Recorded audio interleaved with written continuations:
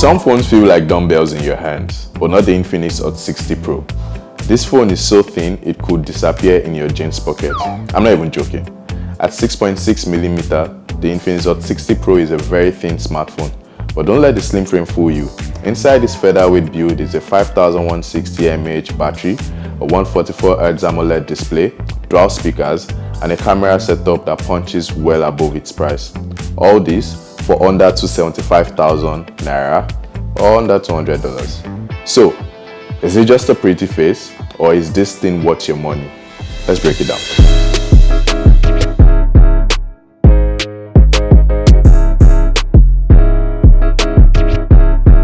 Let's start with the box.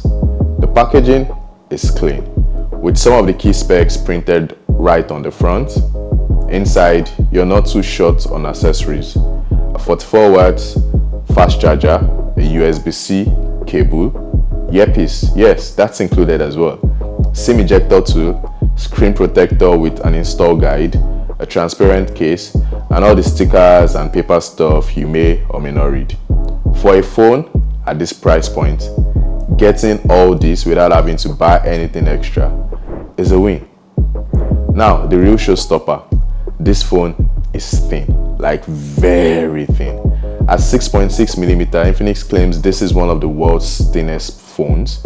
To put that in context, it's about the same thickness as stacking 5 to 6 ID cards.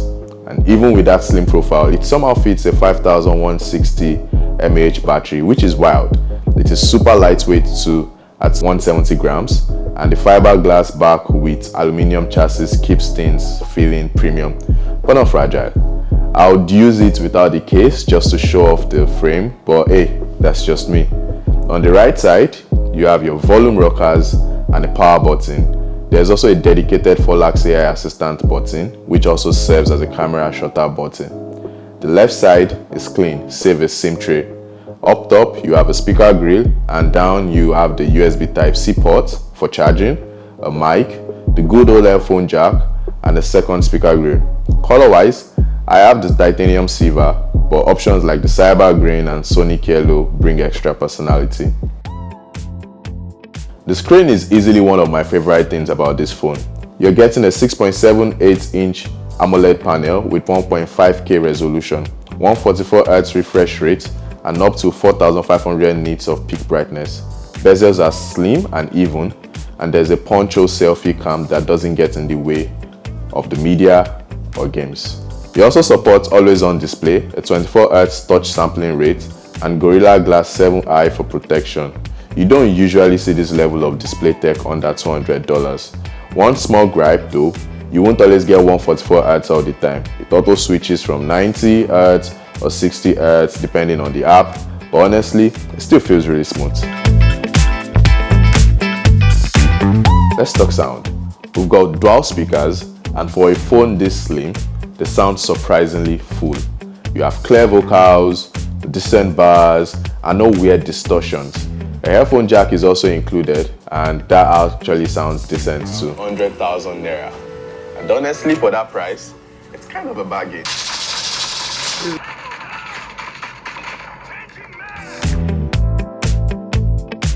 You're getting a 50MP sensor, and honestly, the results are better than I expected for a phone under 275,000 naira. Shots are sharp and well detailed, and the colors feel natural without being too saturated. In good lighting, you get punchy, social media ready photos right out of the camera. Portrait mode also holds its own. The subject background separation is decent. The blur looks natural, and you can manually adjust the aperture if you want more control. You would also get tools like HDR mode for better exposure balance, lens distortion correction for those weird ultra-wide warps, horizontal leveler, which helps you keep your shots straight. I mean, this is super useful if you're taking flat lays or landscape shots. You have gesture and voice control, so you can say cheese or hold up your palm to snap hands-free. And an AI portrait enhancer, which you can toggle off if you prefer raw unfiltered selfies. For video recording, both the front and rear camera support up to 2K at 30 fps and 1080 at 60 fps, which is quite solid for this range. You would also get ultra steady mode, which uses EIS to reduce shaking while recording handheld, and it works. On the selfie side, there's a 13MP front camera, which when it works, produces sharp and bright images. Indoor lighting, it's not bad. For good light, it's even better. But I'll be honest, the front camera is a bit inconsistent. Sometimes it nails skin tones and sharpness, other times it just doesn't. The good news though is that you get the usual screen brightness glow that helps with shots in the dark. Now the camera setup might not be a content creator's dream, but for casual shots and IG stories, you will do just fine. One unique extra feature on the Infinix Hot 60 Pro is Ultralink. Think walkie-talkie for Infinix phones. You can send voice messages or call another nearby Infinix device without using airtime. It works best within 50 to 100 meters and has potential for more use cases in the future, like file sharing, like you have with AirDrops on iPhone. It's a cool feature, but it's niche and it's not a must-have. But if you and your friends have Infinix, I guess that'll be fun. Powering this device is the MediaTek Helio G200, a 6nm chip with decent chops for budget processor.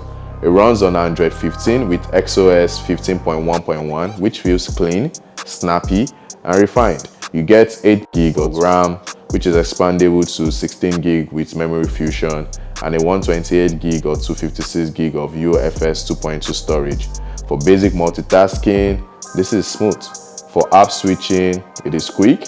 When you want to game as well, light gaming, it is surprisingly okay. I tested Call of Duty Mobile and a number of other games, and they ran pretty well on this device. There's also a dedicated game mode and multitasking features like split screen and pop-ups, which all work fine. XOS also brings in a bunch of AI features on the Infinix Note 60 Pro. AI Eraser, an AI extender in the gallery, AI sharpness enhancer for post-editing, a new search assistant, and circle to search on Google. Most of them require the internet to work, but it's great to see features like this trickling into budget devices like the Infinix Hot 60 Pro. Battery life has been stellar. The 5160 mAh cell consistently lasted me a full day, even with gaming, YouTube, and max brightness. Charging is also quite fast with the 45 watts included charging brick. It goes 0 to 50% in around 13 to 22 minutes. It also charges to a full charge in just over an hour, and it supports 10 watts reverse charging too, so you can top up other devices in a pinch. So, what do I think?